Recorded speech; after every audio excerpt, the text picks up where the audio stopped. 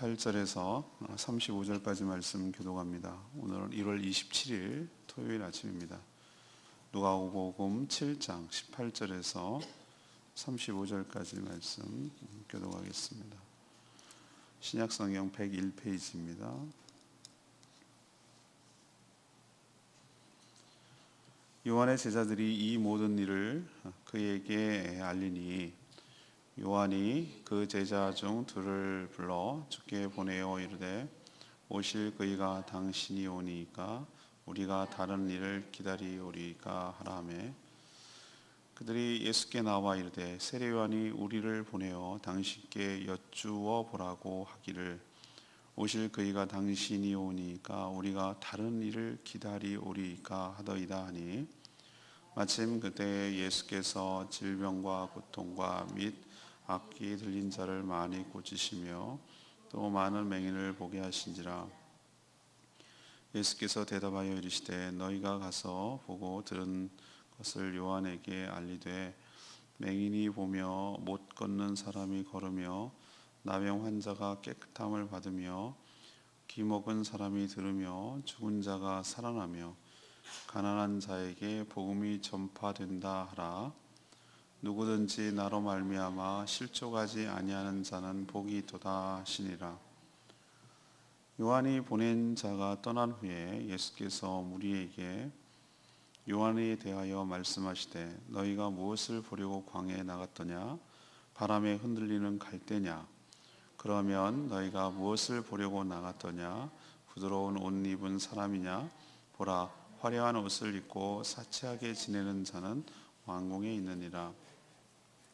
그러면 너희가 무엇을 보려고 나갔더냐? 선지자냐? 옳다. 내가 너희에게 이르노니 선지자보다도 훌륭한 자니라. 기록된 바 보라, 내가 내 사자를 내 앞에 보내노니 그가 내 앞에서 내 길을 준비하리라 한 것이 이 사람에 대한 말씀이라. 내가 너희에게 말하노니 여자가 낳은 자 중에 요한보다 큰 자가 없도다. 그러나 하나님의 나라에서는 극히 작은 자라도 그보다 크니라 하시니 모든 백성과 세리들은 이미 요한의 세례를 받은지라. 이 말씀을 듣고 하나님을 의롭다 하되 바리새인과 율법 교사들은 그의 세례를 받지 아니하므로 그들 자신을 위한 하나님의 뜻을 저버리니라. 또 이르시되 이 세대의 사람을 무엇으로 비유하여 과 같은가? 비유하건대 아이들이 장터에 앉아 서로 불러 이르되 우리가 너희를 향하여 피리를 불어도 너희가 춤추지 않고 우리가 곡하여도 너희가 울지 아니하였다 함과 같도다. 세례 요한이 와서 떡도 먹지 아니하며 포도주도 마시지 아니하며 너희 말이 귀신이 들렸다 하더니 인자는 와서 먹고 마시매 너희 말이 보라 먹기를 탐하고 포도주를 즐기는 사람이요 세리와 죄인의 친구로다 하니 지혜는 자기의 모든 자녀로 인하여 옳다함을 얻느니라. 아멘. 오늘의 제목은 확신입니다. 확신. 오늘 말씀을 요약하면 이렇습니다. 감옥에 갇힌 세례 요한은 자신의 제자 둘을 예수님께 보내 예수님이 정말 메시아가 맞는지 물었습니다. 예수님은 그렇다 아니다 대답하는 대신에 자신을 통해 지금 어떤 일이 일어나고 있는지 본대로 전하라고 그렇게 하셨습니다. 예수님의 제자들이 세례 요한에 대해서 묻자 주의 길을 예비하는 선지자라고 하셨습니다. 그렇지만 바리새인들은 이 세례 요한은 금식하고 안 먹으니까 귀신 들렸다고 말하고 예수님은 어울리면서 죄인들과 어울리면서 먹으니까 먹기를 한 탐하는 식탐이 많은 가득한 자라고 세례 요한도 비난하고 예수님도 비난했습니다. 오늘 질문은 이것입니다. 우리가 확신에 거하기 위해서 어떻게 해야 합니까? 우리도 때로 신앙생활 하다 보면은 의심이 들 때가 참 많죠. 나는 항상 신앙이 일정해요 라고 하는 건 거짓말입니다.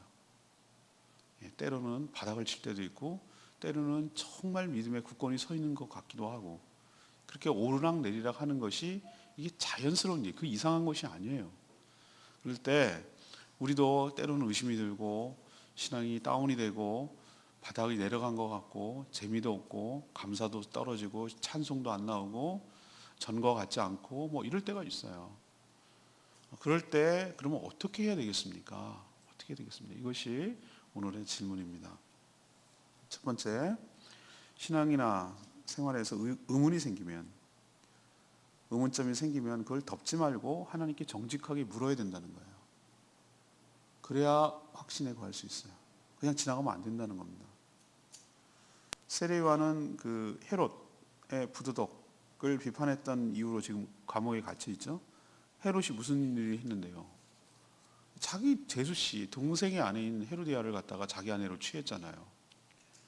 이건 있을 수 없는 일입니다 라고 세례요한이 비판을 하는 것이 괘씸해서 세례요한을 지금 옥에 가둔 거예요. 예수님에게 세례까지 주고 세상 죄를 지고 가는 하나님의 어린 양이라고까지 이야기하고 저분이 바로 내가 예언한 그분이고 하나님 보낸 자라고까지 주님을 소개했지만 사람이 말이죠, 세례요한 같은 자도 지금 많이 약해진 것을 볼 수 있어요. 감옥에 갇혀 있고 여러 가지 어려움을 겪으니까 사람이 많이 약해졌죠. 저는 세례요한이 불신, 예수 그리스도를 믿지 않았다라고 생각하지는 않아요. 그렇지만 제자들을 보내서 재차 다지려고 확인함으로써 자신이 확신을 갖고 싶어서 그래서 자신의 제자 둘을 예수님에게 보내어 메시아인지 물었어요. 오실 그 해가 당신이 오니까 우리가 다른 일을 기다리오리까? 이 말은 당신이 메시아입니까? 아니라면 우리가 다른 오실 메시아를 기다려야 됩니까? 이 질문이거든요. 그러니까 때로는 확신을 갖고 싶은 거예요. 의심이 든 거예요. 불신은 아니지만.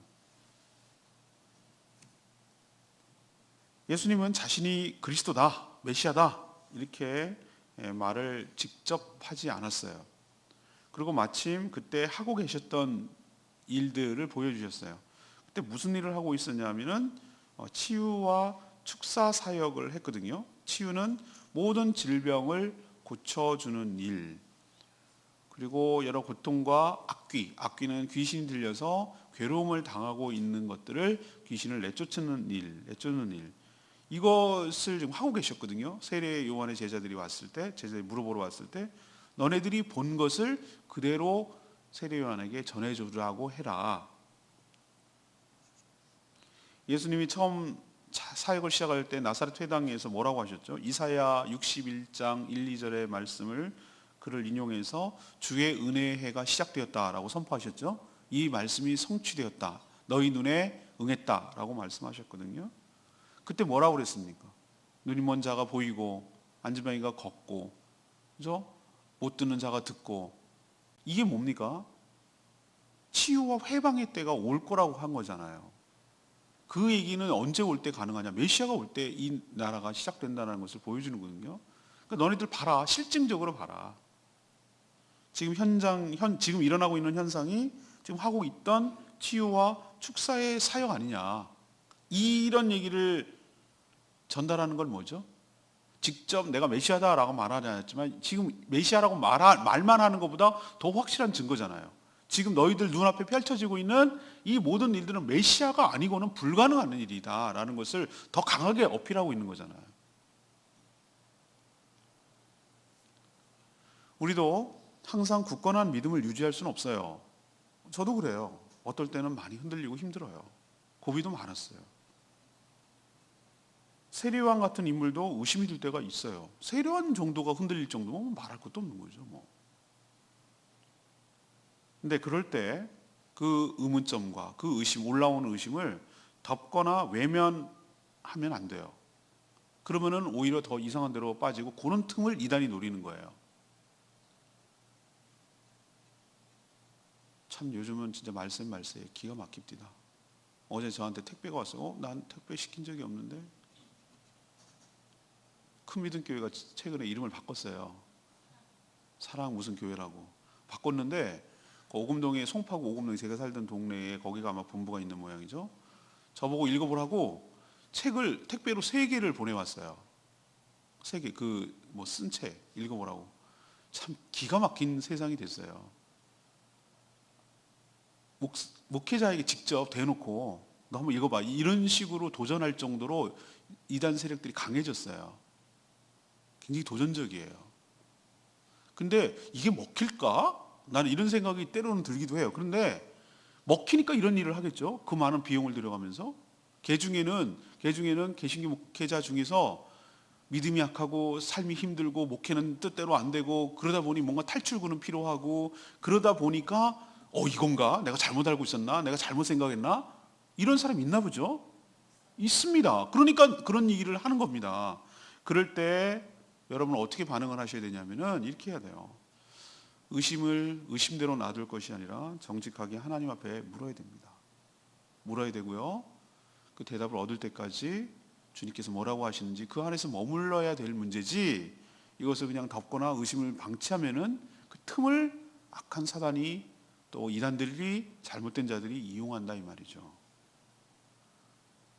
그래서 제가 생명의 삶 할 때 뿐만 아니고 모든 성도 다 마찬가지로 뭐 끝났다고 뭐 안 물어보나요? 여러분도 신앙에 뭐 제가 완벽한 대답을 할 수는 없어요. 제가 뭐 다 모든 것을 알고 있지는 않지만 그러나 신앙을 살아가면서 꼭 신앙이 생활이 따로 아니에요. 내가 항상 말씀드리잖아요. 신앙 생활이라고. 신앙과 생활은 분리될 수가 없어요. 항상 생활은 신앙의 바탕 위에서 신앙과 결부시켜서 움직여야 되기 때문에 이게 따로 하는 문제가 아니에요. 신앙 생활이에요. 그래서 신앙 생활이라고 말하는 거예요. 그럴 때 의문이 들 때가 왜 없겠어요? 왜 의심이 안 들겠어요? 세례요한도 의심이 드는데 그럴 때 그걸 덮으면 안 돼요. 의심이 작은 의심이 쌓이고 또 쌓이고 다른 거랑 엉기고 섞여서 큰 덩이가 돼요. 큰 눈덩이가 돼요. 여러분 어떻게 해야 되느냐? 그럴 때 저한테 개인적으로 얘기를 하면 돼요. 그게 뭐가 부끄러워요? 그걸 오히려 감추고 그것을 숨기고 문제가 더 커지는 게 그게 부끄럽고 나중에 큰 문제가 생기는 것이지. 작은 의심, 작은 의문, 의심이라고 그러지 맙시다. 그러면 좀 이상하게 생각할 수 있으니까 의문, 질문 그런 것이 생기면 저는 다 수용할 수 있어요. 그럴 수 있다고 생각하니까 저도 그럴 수 있고 그럴 수 있다고 저는 생각을 해요. 완벽한 사람은 없어요. 다 의심이 저도 의심이 생긴다니까요. 그렇지만 제가 최선을 다해서 여러분의 목자니까 목양을 하는 목회자니까 제가 여러분의 신앙의 의문 하여튼 최선을 다해서 말씀에 입각해서 여러분에게 조언을 해줄 책임이 있고 그것이 의무가 있어요. 그러니까 여러분은 그런 권리가 있고요. 성도로서 이렇게 함으로써 이런 것을 잠재우고 더 확신에 거하는 저와 여러분 되기를 소망합니다. 두 번째 얘기는 상대방의 말이 아니라 삶을 보고 믿어야 된다는 거예요. 우리가 확신에 거하기 위해서는 예수님도 그렇고 세례요한도 그렇고 말만 한 분이 아니라는 것을 알 수 있어요. 그래서 믿을 수 있어요. 실제로 그렇게 사신 분이에요. 그래서 믿을 수 있다고 제가 말씀드렸어요. 예수님은 의심이 들어서 제자를 보내 확인하려는 세례요한에게 자신이 메시아다 이렇게 직접적으로 말씀하시지 않고 자신으로 인해서 일어나고 있는 일들, 그 현상들, 사역들을 보고 전하라고 하셨죠. 예수님은 그때 질병과 고통, 악기 들린 자를 고쳐주고 계셨어요. 바로 이사야가 예언한 하나님 나라의 모습이죠. 치유와 회복, 바로 자유와 해방의 날이 도래한 것이에요. 또 세례 요한 역시 사명에 충실했어요. 세례 요한의 제자들이 떠나고 나서 예수님의 제자들이 세례 요한에 대해서 평가를 물었어요. 저 사람은 어떤 사람입니까? 대단한 사람인 줄 알지 저렇게 의심을 합니까? 뭐 이런 의도로 물어봤겠죠. 근데 예수님께서 세례 요한을 아주 칭찬하셨어요. 저 사람은 광야에 외치는 소리로서 주의 길을 예비하는 삶을 살다가 지금 옥에 갇혀 있는 자이다. 여자가 낳은 자 중에 가장 저보다 큰 자가 없다 라고 하시면서 세례 요한의 사역에 대해서 굉장히 크게 칭찬하셨어요. 그리고 그 사역을 지금 충실하게 감당하다가 옥에 갇힌 거라고 얘기하잖아요. 상대를 신뢰하기 위해서는 상대방의 말이 아니라 말로만 듣고는 힘들어요. 판단하기가. 정말 말한 대로 사는지 그의 삶을 봐야 되는 것이. 언행일치, 자기 희생 그리고 헌신이 따라오는지를 보는 것이죠. 하나님은 어떤 분이죠? 자기가 말한 것을 책임지시는 분이에요. 그래서 언약을 신실하게 지키시는 하나님인 줄로 압니다. 그래서 우리는 그분을 신뢰하고 믿을 수가 있는 것이에요. 우리가 언제 확신이 듭니까? 제가 생명의 삶 초신자들에게 뭐라고 얘기해요? 기도하시라고. 기도로 테스트 해보시라고. 처음에는 그 테스트가 아니라 그럴 수밖에 없다고. 어떻게 우리가 하나님을 알겠어요? 여러분, 응애에 태어나는데 이분이 내 엄마인지 아빠인지 어떻게 알겠어요? 자기를 위한 희생, 자기를 사랑하는 그런 것들이 쌓이면서 신뢰가 형성되는 거 아니겠어요? 내가 아프고 울면 나를 위해서 챙겨주고, 나를 위해서 안아주고, 날 쓰다듬어주고, 날 씻겨주고, 이런 것들을 통해서 아, 이분이 적어도 엄마인지 아닌지 모르겠지만 저분은 나한테 호의적이구나, 정말 나를 사랑하는구나, 그걸 알고 확신이 생기고 자신의 삶을, 자신의 모든 것을 맡기잖아요. 신뢰가 안 생겨요. 근데 그 신뢰는 쌓여가는 것이에요. 그래서 기도하면 기도의 응답이 오고, 그래서 하나님이 안 보이지만 살아계신 게 분명하고, 그분이 내 신음소리조차 들으시고 내 삶을 개입하시고 나에게 관심 있으시고 나를 사랑하신다는 것을 쌓여가야 돼요. 그러면 하나님의 약속을 의심하지 않고 확신에 거하게 될 줄로 압니다. 의심이 생길 때 아니야, 그럴 리가 없어, 그럴 리가 없어, 그럼 부정한다고 해서 될 문제는 아니에요. 하나님 앞에 체험이 있기를 원하고 하나님의 살아계심이 확인되기를 원하고, 그런 것이 쌓여가서 의심할래 의심할 수 없는 그런 데까지 나가게 되기를 간절히 바랍니다. 하나님도 그렇고요, 사람도 그래요. 제가 지난주에 목회 칼럼에 썼죠. 네. 제주 지역이 이렇게 가정교회가 될 수 있도록 하는 데는 꿈꾸는 교회 박창환 목사님의 제가 그 희생이 굉장히 컸다고 저는 생각을 해요. 누가 그 일을 하겠어요? 매달 내려오는 거 자비로 오면 우리가 밥 사야 되는 게 당연한데, 오히려 어떨 때는 그분이 훨씬 더 많이 샀어요. 차도 사주시고 차도 마시고 대화하게 하려고. 근데 나중에 돌아가면서 교회가 식사 대접을 하긴 했지만 처음엔 그랬어요. 와서 막 속 얘기들, 목회자들 막 아픈 얘기들, 막 눈물 나는 얘기들 가면 진짜 짠해요, 짠해. 정말 힘들게 내가 봐도 정말 눈물밖에 안 나는 일들이 사회 현장에 있어요. 그럴 때마다 다독거리고 위로하고 같이 기도해주고, 그래도 소망을 갖게 하고 조언을 해주고, 육지로 컨퍼런스 갈 때 차를 내주고, 그렇게 했기 때문에 2년간 섬겼기 때문에 제주도에 분가까지 하는 그런 놀라운 축복, 그 다음에 자체적으로 목자가 생겨서 할 수 있는 데까지 나간 것은 희생이 있었기 때문에 그래요. 저는 그걸 보고 진짜라고 보는 거예요. 그분의 말이 아니라 그분의 삶을 보는 것이에요. 그래서 신뢰가 생기는 거예요. 여러분, 우리도 왜 의심이 안 들겠어요? 의심 들어요. 의심이 들 때 여러분 그 한마디 말에 자꾸 흔들리지 마세요. 사람이 살다 보면 실수할 거 있거든요. 저도 실수 많이 해요. 그러나 그 사람의 말에 흔들리거나 그 사람의 말에 현혹당하거나 그러지 말고 그가 쭉 살아온 삶의 궤적을 보라고요. 어떻게 살아봤는지, 어떻게 했는지, 그걸 보면은 때로는 의심이 들 때가 있지만, 예수님 세리요한도 의심이 들 때가 있었지만 예수님이 하는 것을 보고 확신이 들고, 또 세리요 요한이 살아온 것을 보고 예수님이 이렇게 칭찬하듯이, 인정하듯이 우리도 그의 삶을 보고 의심이 아니라 더욱더 확신이 들 줄로 믿습니다. 하나님께 응답함으로, 기도를 함으로 응답받아서 하나님께 더욱더 신뢰하고 확신에 거하는 저와 여러분 되기를 소망합니다. 저도 그랬어요. 저는 굉장히 믿기가 힘든 사람이라고 말씀드렸죠. 이성적이고. 근데 기도를 하고 응답받고, 기도하고 응답받고, 이런 일들이 너무너무 많으니까 하나님이 살아계시지 않는다는 것을 의심하는 게, 난 정신병자가 된다니까. 만약 의심한다 그러면은. 제 말 맞죠? 지난 연말에 이제 해가 지나가면 지나갈수록 그래야 되는 게 마땅하다고 하면서 이제 후원이 하나씩 중단돼요. 그동안 많이 했어. 그러면 또 나는 속내를 막 씁쓸하긴 하지만, 그동안 잘 도와주셔서 감사하죠, 장로님 감사하죠, 이렇게 말은 하지만 이런 마음이 들 때가 있어요. 근데 또 하나님은 책임져 주시겠지? 그러고 이제 넘어가거든요. 그리고 하나님 교회니 하나님이 책임져 주세요, 어렵지 않도록 도와주세요 라고 했는데, 어제 전혀 생각지도 않던 사람을 통해서 소개받아가지고, 목사님 어느 기업인데요, 저희들이 선교 후원을 2년씩 합니다. 그래서 도와드리겠습니다, 계좌번호 불러주세요, 이러는 거예요.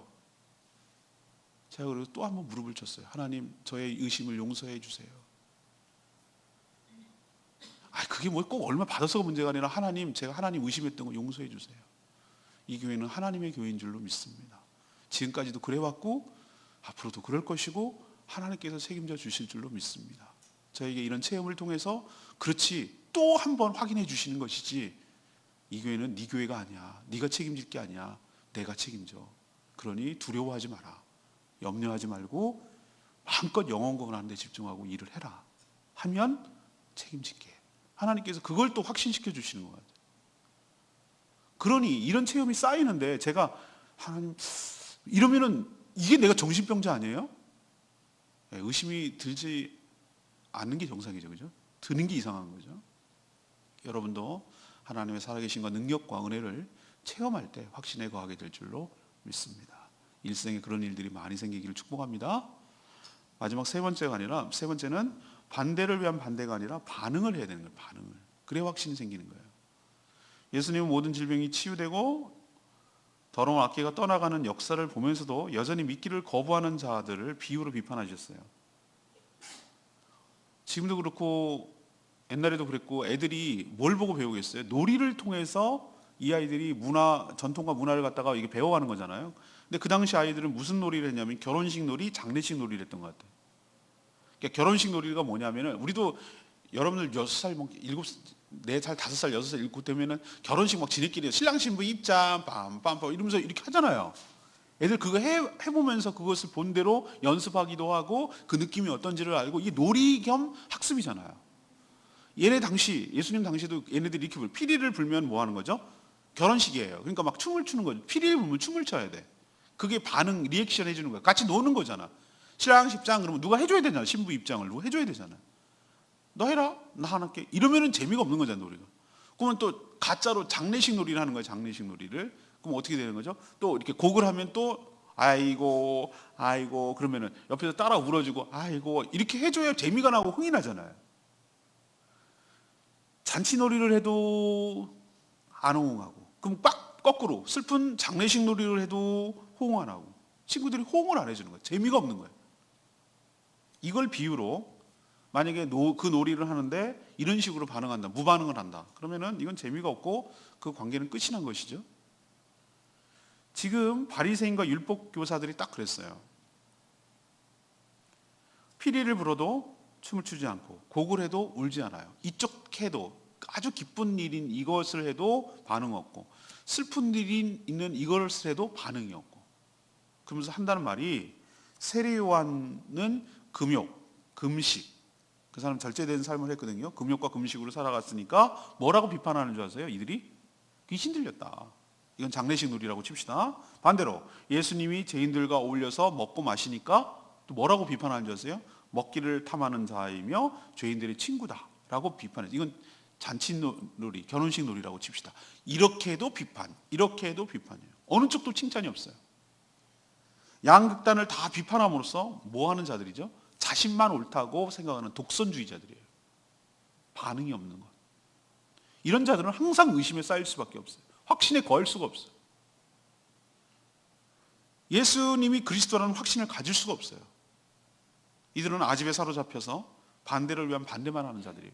이런 자들은 결코 은혜를 경험할 수 없고 확신에 거할 수가 없다니까요. 실제 너가 의심이 들더라도 실제를 보면 반응을 하고 거기 호응을 하고 자신을 고쳐야 되잖아요. 그래야 믿음이 생기잖아요. 저는 신앙생활 하는 분들 중에 여러분 그런 일이 없기를 바랍니다. 항상 매사가 삐딱해. 매사가 침사가 꼬였다니까요. 색안경을 쓰고 항상 본다니까요. 이러면 이래서 안 입고 저러면 저래서 싫고, 칭찬하는 적이 없어요. 보니까 항상 비판적이고 항상 뭘 이렇게 못마땅하고 이런 식으로 꼬투리를 잡고 뭐 하나 이런 사람은 내가 미안한 얘기지만 은혜가 없어요. 그런 사람에게는 평생 그렇게 살다 죽을 거예요. 은혜가 없다고, 확신이 거하지 못하니까, 믿음이 없으니까 불행한 거예요. 그 자체가 벌써 저주예요. 그 자체가 축복과 멀어진 거예요. 리액션, 반응이 있어야 될 거 아니에요. 슬퍼하면 슬퍼할 줄 알고, 기뻐하면 기뻐할 줄 알고, 말씀에 부딪히면 거기에 리액션이 있어야 돼요. 정직한 반응이 있어야 되잖아요. 이러면 이래서 싫다고. 그러면 이래서 싫으면 저러면 저렇게 반응해야 될 거 아니에요. 어느 한쪽이라도 반응을 해야 될 거 아니에요. 세례요한이 그렇다면 거기에 호응을 해야 될 거 아니에요. 그럼 예수님이 그쪽이 싫어. 그러면 이거 잘못다고 생각하면 예수님이 이렇게 하면 예수님에 대해서 반응을 해야 될 거 아니에요. 이런 것도 반응하네, 저런 것도 반응해. 그럼 어쩌자는 얘기야. 지 잘난 맛에 사는 거예요. 그러면 지가 똑똑한가? 아니에요. 아직과 사로잡혀서 눈이 새까맣게 가려가지고 볼 줄 모르는 거예요. 정말 하나님께 회개하고 울어야 돼요. 이런 사람은. 참 불행한 거예요. 여러분, 이런 사람에게는 확신이 생길 수가 없어요. 여러분도 반대를 위한 반대가 아니라 하나님 말씀이 정직하게 부딪히면 정직하게 반응하는 저와 여러분 되기를 소망합니다. 그래야 내가 고쳐져요. 그래야 내가 달라져요. 레마의 말씀이 오늘 30절 말씀. 바리새인과 율법교사들은 그의 세례를 받지 않으므로 그들 자신을 위한 하나님의 뜻을 저버리니라. 참 아픈 얘기, 아픈 얘기.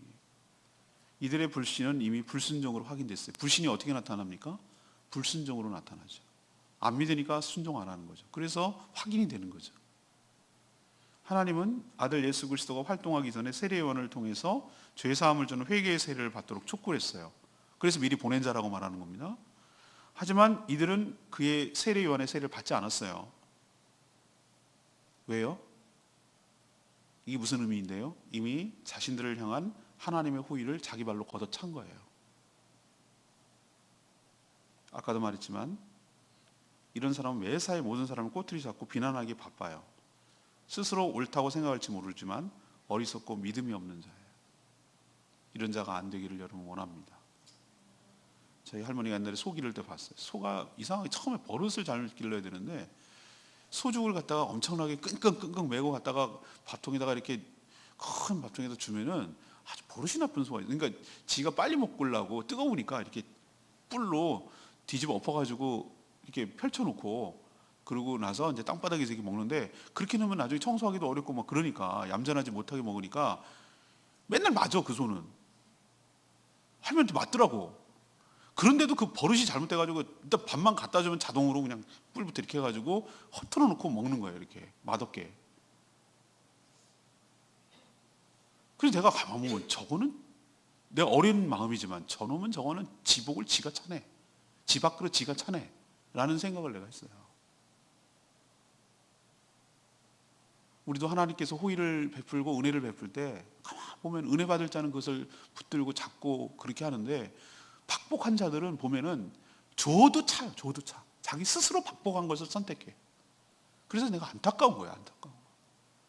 하나님 축복을 주시려고 이런저런 방법으로 호의를 베풀고 하는데도 누가 뭘 할 것도 없어. 그러면서 또 나는 맨날 불행하다고 나는 뭐 이러다고 맨날 이런다니까요. 그래서 아이고 막 제가 답답해요. 답답해.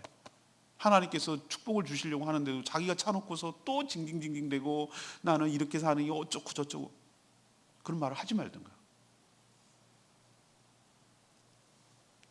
여러분도 하나님께서 은혜를 베풀려고 할 때 은혜를 받도록 준비를 하고 그 은혜를 수용하는 매사에 비판하지 않는 저와 여러분 되기를 소망합니다. 오늘 질문은 뭐였죠? 우리도 신앙생활 하다 보면은 확신이 의심이 들 때가 있다니까요. 불신까지는 아니더라도 의심이 될 때 있어요. 있어요. 그게 정상이라고 일단요. 정상이라고 생각합시다. 그게 이상한 게 아니다. 그런데 의심이 들 때 어떻게 된다? 첫 번째, 의문이 생기면 그걸 덮어두지 말고 정직하게 물어야 된다. 일단은 인간적으로 보면은 목회자인 저한테 물어야 되고 또 하나님께 물어야 되고 의심이 있는데도 불구하고 그래서 놔두면 눈덩이처럼 커져서 큰일 난다. 두 번째는 뭐예요? 그럼 어떻게 믿을 수가 있습니까? 말이 아니라 삶을 보고 믿으라고. 하나님께서는 어떻게 하시죠? 여러분에게 기도하면 응답해 주시고 또 뭘 하시면은 하나님이 한 것을 볼 수 있고 이렇게 해서 우리의 삶의 체험을 통해서 하나님의 살아계신과 하나님의 선하심을 우리가 맛볼 수 있도록 해주시고 또 저 사람은 어떻게 믿을 수가 있지? 한 번 갖고는 안 돼요. 저는 이제 체험이 생겼어요. 저한테 수없는 이상한 전화들 많이 옵니다. 목사님 그 차가 연식이 어떻게 됩니까?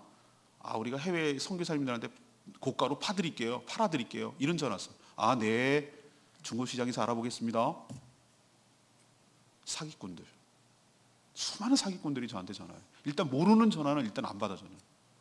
문자라도 보내고 받아요. 이만큼 저를 상대로, 순진한 목회자들 상대로 사기치는 사람이 한둘이 아니에요. 그러나 오랜 세월 동안 그 사람의 삶을 보면 믿을 수가 있어요. 삶의 궤적을 보면. 세 번째는 어떻게 하죠? 리액션을 해야 된다고요. 뭔가 이렇게 얘기를 하면 거기에 대한 뭐가 해야 된다고요? 반응을 해야 되지. 이러면 이래서 싫어? 저러면 저러서 싫어? 우리 애들도 키워보면은 그럼 이거 할까? 싫어. 그럼 이거 할까? 싫어. 그러면은 엄마한테 어떻게 하냐면 얻어 터지는 거예요. 됐다 됐어. 그럼 이거 싫어? 그럼 이거라도 해야 될 거 아니야. 그럼 이거 싫으면 이거라도 해야 될 거 아니야. 뭐라도 해야 될 거 아니야. 다 싫대. 지 마음대로 하겠다는 거죠. 그런 건 한 대 얻어맞는 거예요. 여러분, 확신이 드는 여러분 되시기를 바랍니다. 그래서 주 안에서 믿음으로 성장해 가며 확신 가운데 거해서 주의 은혜를 받기를 원합니다. 오늘 말씀 붙들고 기도하기 전에 729장, 찬양집 729장 부르고 기도하겠습니다.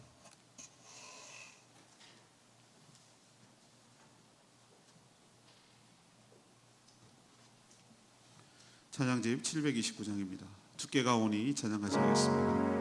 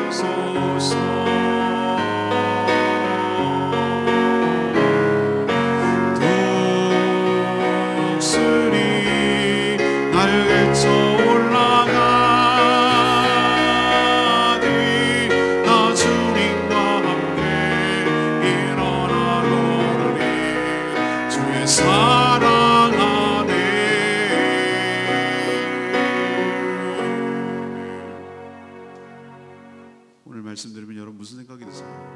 아, 그렇지. 나도 신앙생활 하다 보면은 왜 의심이 안 들겠어요? 세례요한도 흔들리는데. 흔들리는 게 이상한 게 아니에요. 흔들리고 났을 때 아닌 척하는 게 더 이상한 거예요. 의심이 들 때 있습니다. 신앙이 항상 좋지는 않아요. 롤러코스터처럼 오르락내락해요. 근데 그 저점에 있을 때, 바닥을 칠 때 내가 어떻게 하는지가 중요해요. 여러분, 하나님께 묻기를 원합니다.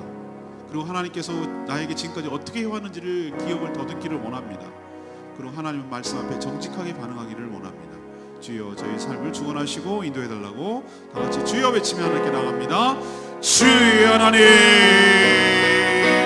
주 사랑 나를 붙드시고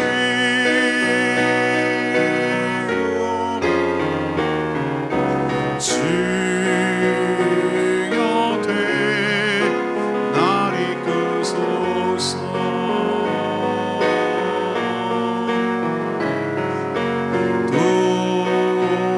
독수리 날개쳐 올라가리 나 주님과 함께 일어나러 하르리 주의 사랑 안에.